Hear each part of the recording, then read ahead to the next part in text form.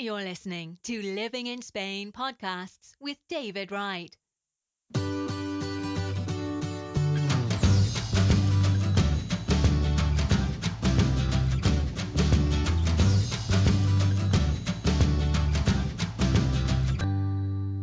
Hi guys, my name's David Wright and welcome to another one of my podcast shows. Today I'm going to be talking about tips and advice on visiting Cordoba.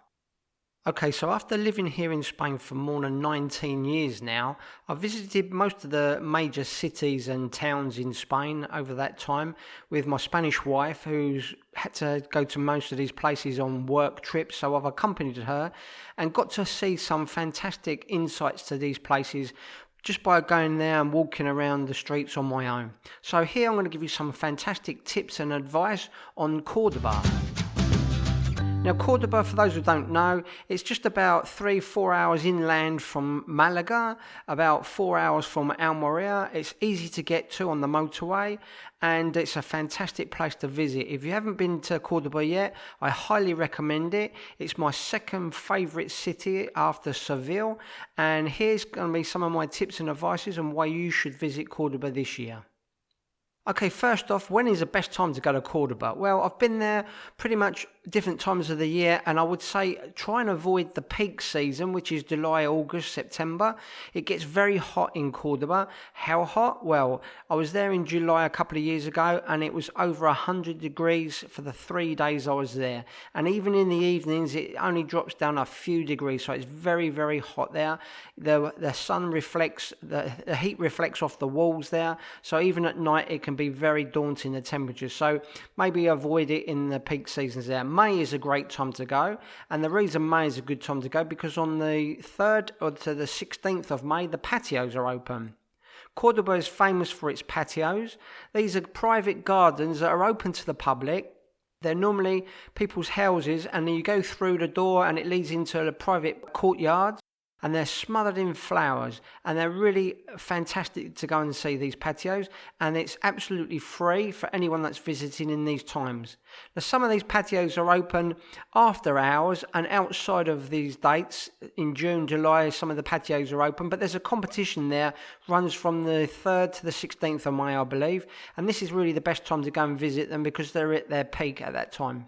Everything is in Cordoba is around the square. The main square is the mosque. There's a giant Muslim mosque in the centre of Cordoba, and everything really revolves around that square. So the patios are about 5-10 minutes walk from the mosque in the main square there, ever so easy to find.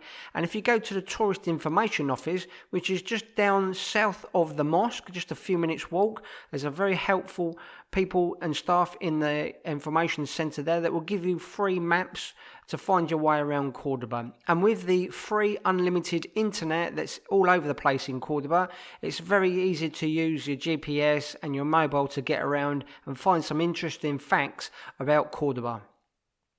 Okay, so what else can you see in Cordoba? Well, there's a famous riding school just near the mosque, again just about 5 minutes walk from the main square in Cordoba, and they have a fantastic Spanish riding school there which is famous for the way they treat their horses and what they can do with these horses. Some of the things they do is truly amazing. They make these horses jump and dance and do all sorts of acrobats, and the horses are treated like absolute royalty.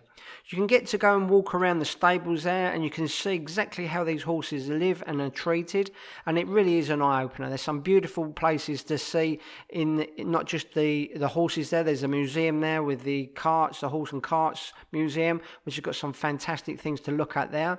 And they have a show most evenings, especially in the summer months, either indoors or there's an outdoor arena. I've been to both shows, they're both very good, but I would highly recommend booking early. It does get busy, and the best show to go to is the open air one in the open air arena. That's pretty good, and as I say, what they can do with these horses is truly amazing. Very well worth a visit, and it's not very expensive either.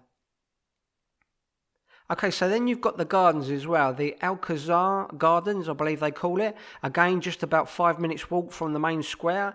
Very nice gardens, absolutely amazing. It's only about €10 to go in and have a look around these gardens, and they're full of beautiful plants and flowers. It's open all year round, but again, the best time to go is May, June, July time. Beautiful gardens and so much to see and do there. You need about 2 hours in there. You can see pretty much everything within the 2 hours, but again, well worth a trip, and I think that's about €8-10 for a visit there. Okay, then the mosque as well. The most famous thing in Cordoba is the Muslim mosque, which is right in the centre of the main square in Cordoba, and it's near the river and the bridge there, which is also worth a visit. But the mosque is open to the public from about 9 o'clock, 10 o'clock, I believe, and there's an entrance fee of about €14, I think it is now, but you can check it out on the website, online. And if you want to go to the mosque, there's a tip I can give you here. Go to the back entrance. The mosque is in the main square, but there is a square within the square, and it's completely open. You just go through one of the arches and you'll see this square. It's got a few big trees and flowers in there, and in that square there's a back door entrance where the staff go into the mosque. Now this has got a security guard there, and it's open from about 8:30 in the morning till 10 o'clock, and you can get in for free. Now, anyone can get in, not just staff, and the security guards will let you in, and you can have a walk around in there completely free, but it's without any guides or anything like that.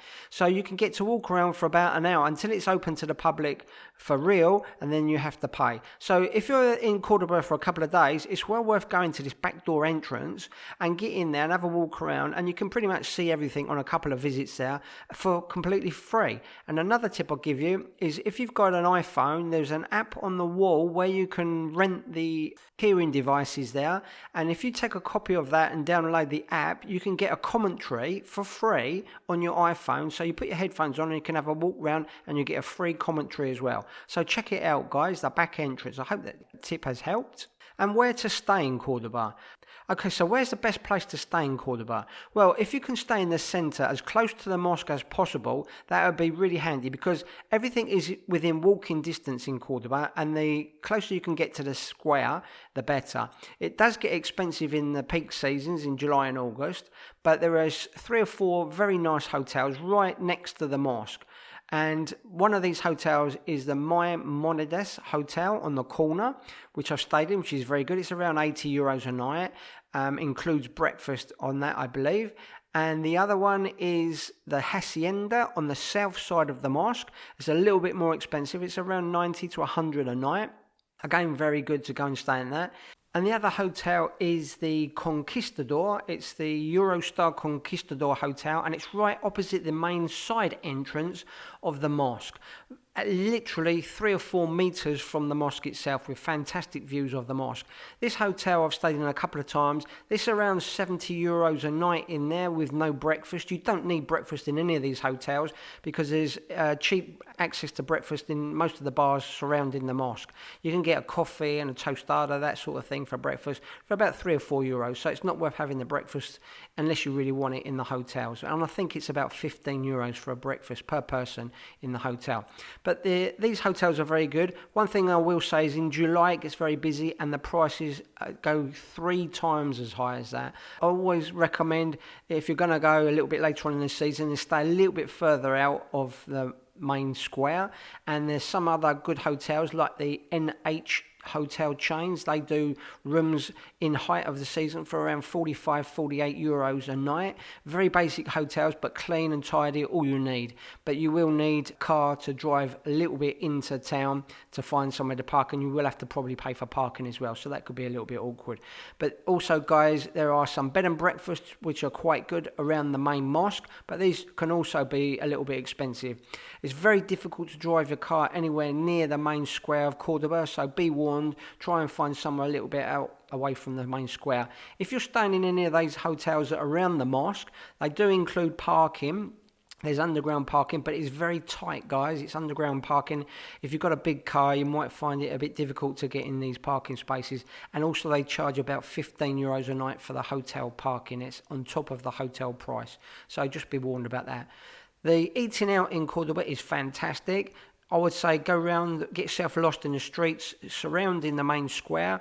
There's little branches of streets you can walk around, and there's loads of places to eat, whether it's in the daytime or in the evening. Some great tapas there. The tapas are not free in Cordoba, but there are some great tapas to go and find and experience all around the back streets in Cordoba. I hope these tips and advice has helped, and there's a link in the description box below this to a blog post I did all about Cordoba, so go check it out, guys, and please leave a comment or like if you've gained any information that's been useful. Thanks for listening.